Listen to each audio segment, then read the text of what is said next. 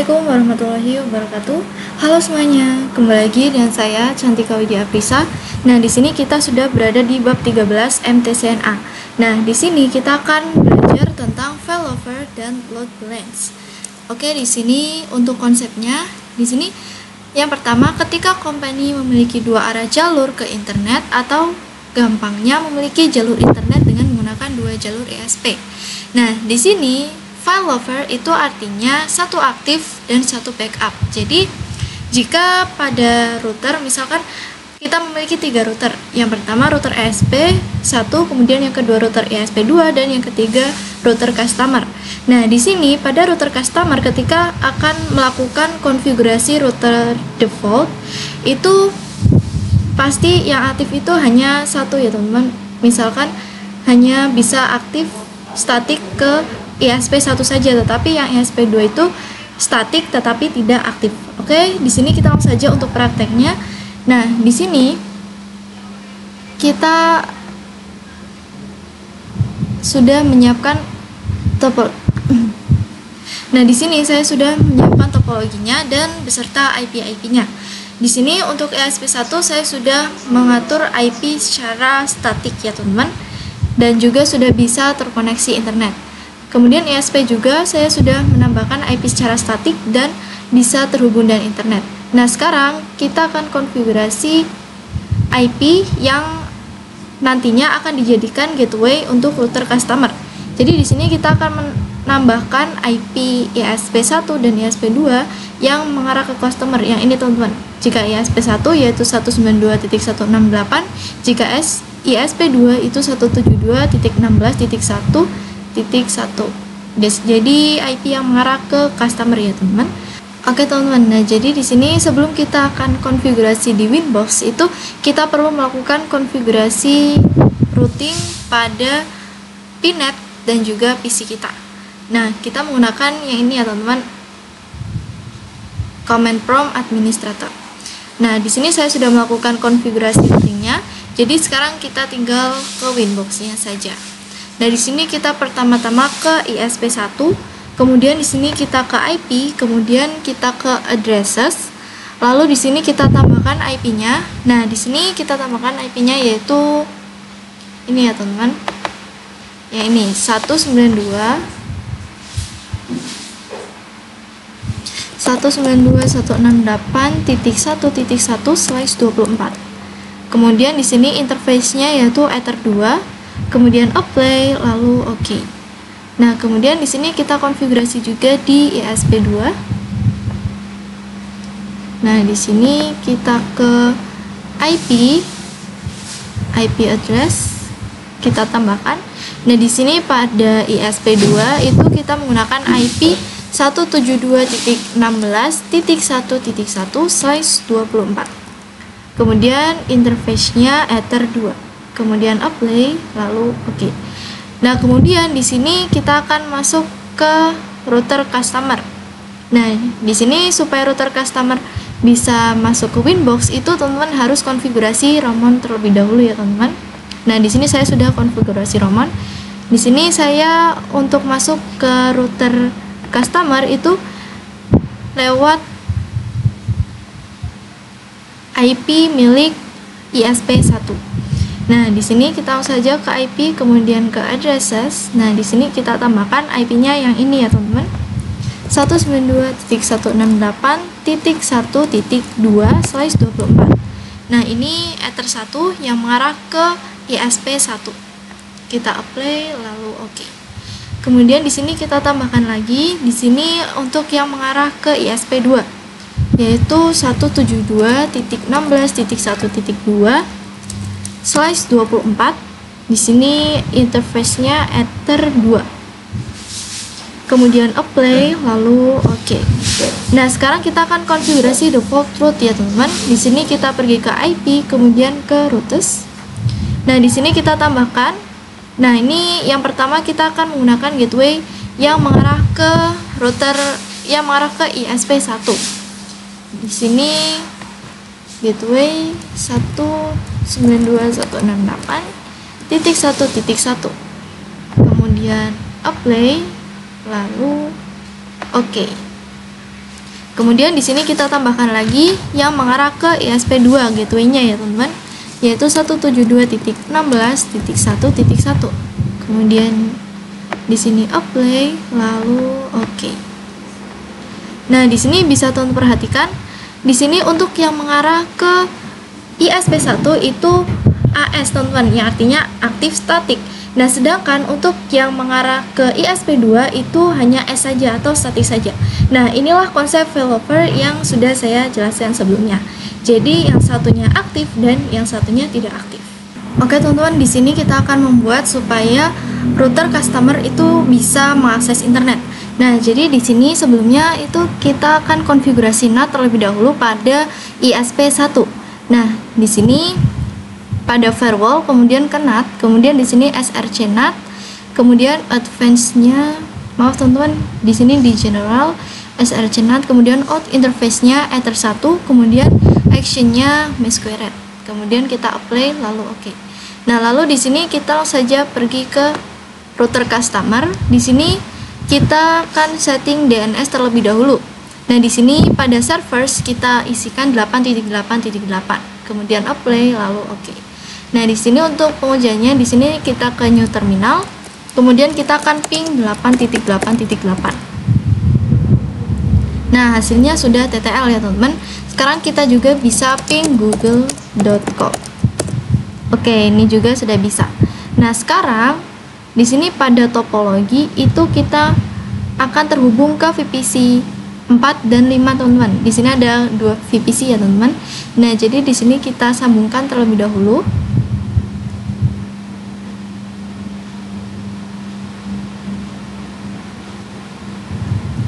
Nah, jadi di sini kita akan konfigurasi bridge terlebih dahulu teman-teman supaya menyatukan Ether 3 dan Ether 4. Nah, di sini pada router customer kita pergi ke bridge, kemudian di sini kita plus, kemudian di sini bridge-nya kita namakan bridge customer. Kemudian di sini kita apply lalu oke. Nah, di sini ports-nya kita tambahkan di sini Ether 3 dan juga Ether 4. Ini kita apply lalu oke. Kemudian di sini kita tambahkan Ether 4. Di sini apply lalu oke. Nah, kemudian di sini kita akan masukkan IP. Di sini di addresses. Di sini kita akan konfigurasi IP yang akan kita definisikan ke kedua VPC tersebut. Yaitu ini 10.10.1/24. Kemudian interface-nya kita pilih yang bridge customer. Kemudian apply lalu oke. Kemudian di sini kita baru konfigurasi IP DHCP server. Di sini kita ke DHCP setup, kemudian di sini DHCP server interface-nya kita pilih bridge customer. Kemudian ini kita next saja ya teman-teman. Oke. Di sini kita akan coba cek pada VPC-nya. Nah, di sini kita masuk ke VPC 4 dan VPC 5. Di sini kita ketikkan IP DHCP. Oke, ini sudah berhasil ya teman-teman. Di sini show IP. Oke, ini IP-nya sudah ada. Kemudian di sini pada VPC 5 IP DHCP. Oke, jika ada tulisan DORA itu artinya sudah bisa ya teman-teman. Kita bisa show IP. Oke, ini IP-nya juga sudah tertambahkan. Nah, sekarang kita akan membuat supaya VPC 4 dan VPC 5 itu dapat mengakses internet. Di sini kita ke Winbox, kemudian di sini ke router customer. Di sini kita konfigurasi NAT, IP, firewall, kemudian NAT. Nah, di sini karena kita memiliki 2 server, itu kita akan menambahkan 2 ya teman-teman. Di sini yang pertama change SRC NAT, kemudian out interface-nya yaitu Ether 1, kemudian action-nya MSquared.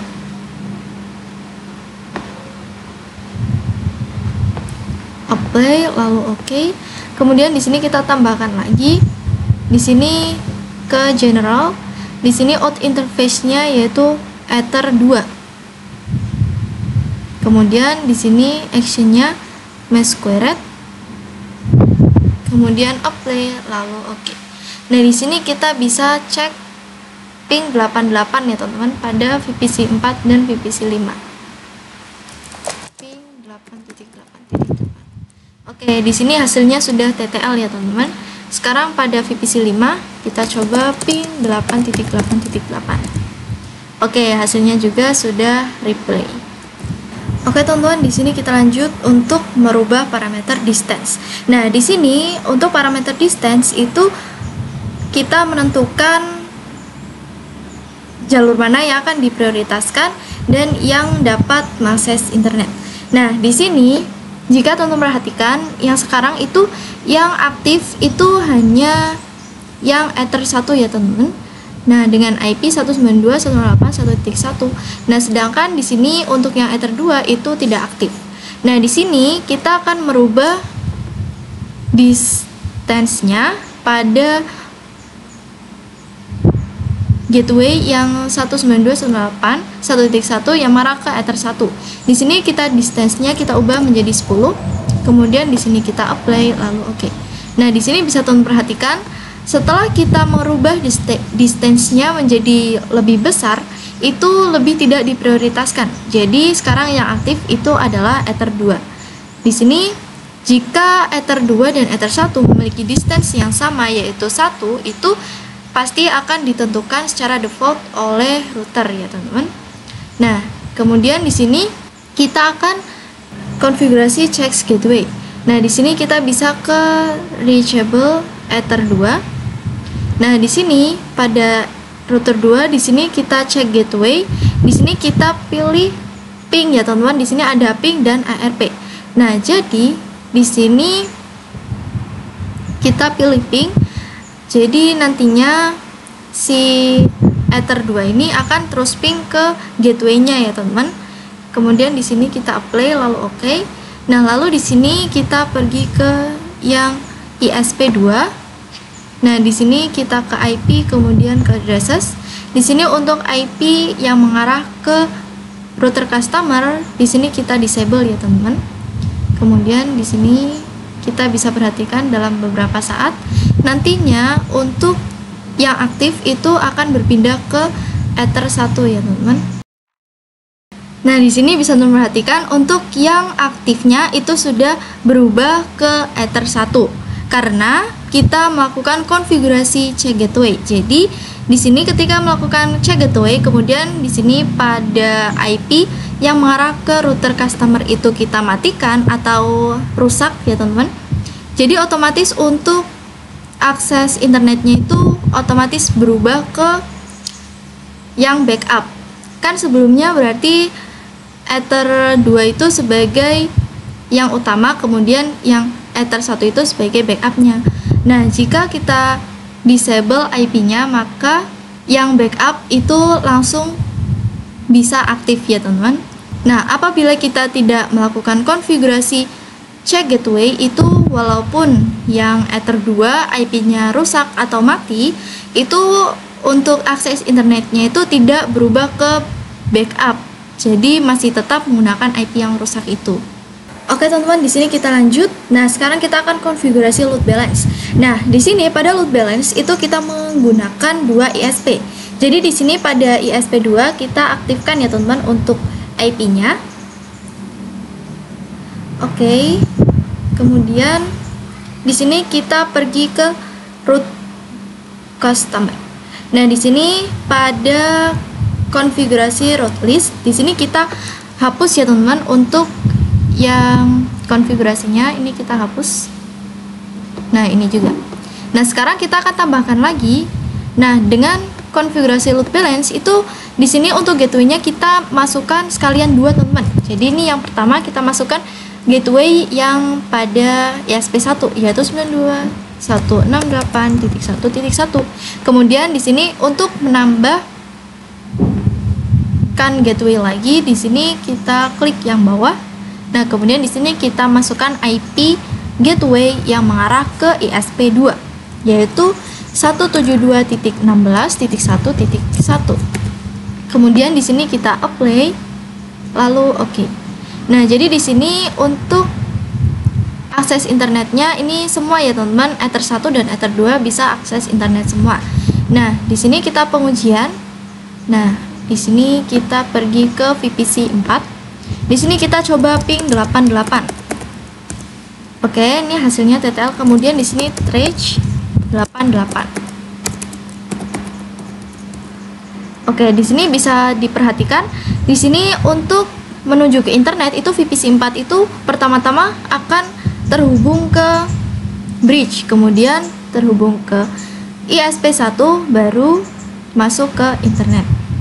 Kemudian di sini VPC 5 kita coba ping 8.8.8. Kemudian trace 8.8.8. Nah, di sini juga sama ya teman-teman. Pertama-tama itu terhubung dengan bridge, kemudian terhubung dengan ISP1, kemudian baru terhubung ke internet. Nah, jadi di sini untuk terhubung ke internet itu terserah dari mikrotiknya teman-teman. Jadi kita tidak tahu itu mau lewat ISP1 atau ISP2. Jadi untuk konsepnya itu 50-50. Oke teman-teman, di sini kita akan konfigurasi supaya bandwidth-nya itu antara ISP1 dan ISP2 itu berbeda. Jadi misalkan untuk ISP1 itu 2 Mbps, sedangkan untuk ISP2 itu adalah 8 Mbps. Jadi di sini nantinya perbandingannya itu bukan 50-50 lagi ya teman-teman. Jadi sekarang menjadi 1:4. Nah, di sini kita langsung saja untuk konfigurasi. Di sini kita pergi ke route list, kemudian di sini kita double klik ya teman-teman. Kemudian karena di sini kita menggunakan perbandingan 1:4, maka di sini yang pertama kita isikan IP milik ISP1, kemudian sisanya adalah ISP2. Nah, di sini kita bisa tambahkan ya teman-teman. Di sini kita masukkan IP milik ISP2.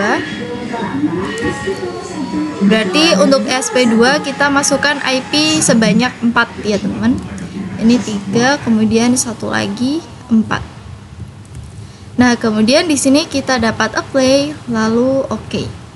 Nah, jadi nantinya karena ini perbandingannya 1:4, pasti tentu saja yang dapat mengakses internet yang lebih diprioritaskan adalah yang Ether 2. Nah, di sini untuk pengujiannya kita bisa pergi ke tools. Kemudian di sini kita bisa pergi ke traceroute. Nah, ini ya teman-teman. Kemudian di sini kita masukkan IP milik facebook.com. Nah, di sini supaya kita melihat IP facebook.com, di sini kita bisa pergi ke control command prompt. Kemudian di sini kita ketikkan perintah ns lookup facebook.com. Nah, ini ya teman-teman untuk IP milik facebook.com. Di sini kita bisa salin ya teman-teman. Di sini kotak copy. Kemudian kita bisa paste. Nah, jadi ini ya teman-teman untuk IP-nya. Kemudian di sini untuk protokolnya ICMP. Lalu di sini kita bisa start. Nah, di sini bisa teman perhatikan untuk yang dapat mengakses facebook.com itu adalah ini ya teman-teman. IP-nya 172.16.1.1. Jadi ini tuh IP milik ISP2. Karena untuk perbandingannya itu 1:4, ya jelas pasti yang menang 4 ya teman-teman, yaitu yang ISP2. Jadi ini yang dapat mengakses internet yang lebih diprioritaskan adalah ISP2. Oke teman-teman, di sini kita akan konfigurasi load balance dengan menggunakan metode root rules. Nah, jadi di sini kita akan membuat supaya VPC 4 itu dapat mengakses internet tetapi lewat ISP1. Sedangkan untuk VPC 5 itu dapat mengakses internet lewat ISP2. Nah, jadi di sini untuk konfigurasinya itu kita akan menggunakan IP statik ya teman-teman supaya tidak bertabrakan. Jadi di sini untuk IP DHCP-nya kita hapus saja ya teman-teman. Di sini kita pergi ke IP kemudian ke DHCP server. Nah, di sini kita hapus saja. Kemudian di sini kita pergi ke VPC 4 dan VPC 5. Ini kita silang saja, teman-teman. Di sini kita akan matikan, kemudian kita nyalakan lagi. Oke, di sini kita masuk ke VPC 4 dan VPC 5. Nah, di sini kita bisa show IP. Nah, IP-nya kosong ya, teman-teman. Di sini kita akan masukkan IP statik. Di sini saya IP-nya 10.10.10.4, kemudian slash 24. Gateway-nya 10.10.10.1/24. Kemudian untuk VPC 5 saya akan berikan IP 10.10.10.5, kemudian slash 24, lalu gateway-nya 10.10.10.1/24. Oke, ini kita bisa show IP. Nah, di sini sudah ada ya, teman-teman.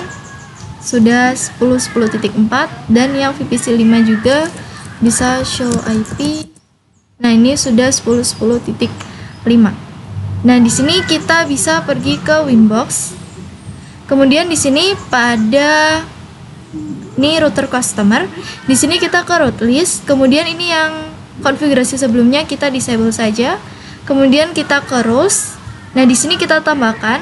Di sini kita masukkan IP milik VPC-nya. Di sini yang pertama saya akan masukkan IP milik VPC 4, yaitu 10.10.10.4. Kemudian di sini untuk tabelnya yaitu VPC 4. Kemudian kita apply lalu oke. Di sini kita tambahkan lagi untuk VPC 5. Di sini IP milik VPC 5 10.10.10.5. Kemudian di sini actionnya lookup. Kemudian tabelnya VPC 5. Kemudian kita apply lalu oke. Nah, kemudian di sini kita pergi ke routes. Di sini kita tambahkan ya, teman-teman. Kemudian di sini untuk gateway-nya kita masukkan untuk yang mengarah ke ISP1 terlebih dahulu, yaitu 192.168.1.1. Kemudian routing mark-nya di sini kita masukkan yang VPC 4. Nah, yang ini, teman-teman. Kemudian di sini kita apply lalu oke. Nah, kemudian di sini kita lanjut, kita masukkan gateway yang mengarah ke ISP2 yaitu 172.16.1.1. Kemudian untuk routing mark-nya kita masukkan yang VPC 5. Nah, di sini kita bisa apply lalu oke. Nah, kemudian di sini kita bisa cek pada VPC-nya ya, teman-teman. Di sini kita coba ping 8.8.8. Oke, ini sudah TTL. Kemudian trace 8.8.8. Nah, di sini bisa teman perhatikan untuk yang VPC 4 itu terhubungnya yang ke ISP1, yaitu ini IP-nya 192.168.1.1. Kemudian di sini untuk yang VPC 5 kita coba ping 8.8.8. Nah, jadi teman-teman di sini untuk kesalahannya itu saya belum melakukan konfigurasi NAT pada ISP2. Jadi di sini untuk melakukannya itu teman-teman harus konfigurasi NAT pada ISP1 dan juga ISP2. Di sini saya sudah melakukan konfigurasi NAT pada ISP2. Nah, setelah itu kita bisa ping lagi dan hasilnya sudah TTL ya, teman-teman. Kemudian di sini kita bisa cek lagi. Di sini trace 8.8.8. Nah, di sini bisa teman perhatikan. Di sini untuk terhubungnya sudah ke yang ISP2 ya, teman-teman. Di sini jadi pertama-tama terhubung ke bridge, kemudian terhubung ke ISP2, baru terhubung ke internet. Nah, ini IP-nya 172.16.1.1 ya, teman-teman. Sedangkan yang VPC 4 itu terhubungnya ini, teman-teman, ke yang ISP1 yaitu 192.168.1.1. Oke, teman-teman, di sini kita akan konfigurasi load balance firewall manual. Nah, di sini untuk konfigurasinya hampir sama seperti yang root rules ya, teman-teman. Nah, di sini kita ke Winbox. Nah, untuk konfigurasi sebelumnya kita disable ya, teman-teman. Baik yang di rules maupun di routes. Di sini untuk yang di rules sudah saya hapus ya, teman-teman, sudah kosong. Nah, sekarang untuk konfigurasi manualnya kita pergi ke IP kemudian firewall. Nah, di sini kita ke manual. Kemudian di sini kita add. Di sini untuk chainnya pre-routing. Kemudian untuk search address-nya ini kita masukkan IP address yang VPC 4 terlebih dahulu, yaitu 10.10.10.4. Kemudian action-nya mark routing. Nah, ini ya teman-teman. Kemudian di sini kita masukkan Mangle strip ISP1. Kemudian di sini kita bisa apply lalu oke. Kemudian di sini kita tambah lagi. Nah, di sini ke general, di sini untuk search address-nya kita masukkan VPC 5, yaitu 10.10.10.5. Kemudian di sini ke action, yaitu di sini mark routing ya teman-teman. Kemudian di sini untuk new routing marknya kita tuliskan Mangle strip ISP2. Kemudian di sini kita bisa apply lalu oke. Kemudian di sini kita lanjut, kita pergi ke route list. Di sini kita add. Kemudian di sini untuk gateway-nya kita yang mengarah ke ISP1 terlebih dahulu, yaitu 192.168.1.1. Kemudian di sini untuk routing mark-nya kita pilih yang Mangle ISP1 ya teman-teman. Kemudian di sini kita apply lalu oke. Nah, lalu di sini kita tambahkan lagi. Di sini kita masukkan IP milik yang mengarah ke ISP2, yaitu 172.16.1.1. Kemudian di sini untuk routing mark-nya di sini kita pilih yang Mangle ISP2. Kemudian di sini kita apply lalu oke. Nah, di sini kita bisa coba ya teman-teman, bisa pengujian. Di sini kita masuk ke VPC 4 terlebih dahulu.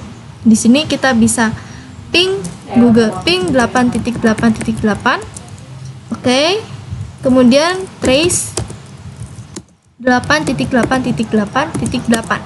Oke, di sini bisa teman perhatikan untuk terhubung ke internet itu pada VPC 4 itu lewat jalur yang ke ISP1 terlebih dahulu. Ini teman-teman IP milik ISP1 ya teman-teman. Kemudian di sini untuk yang VPC 5 kita bisa ping 8.8.8. Oke, kemudian trace 8.8.8. Oke, di sini bisa teman perhatikan.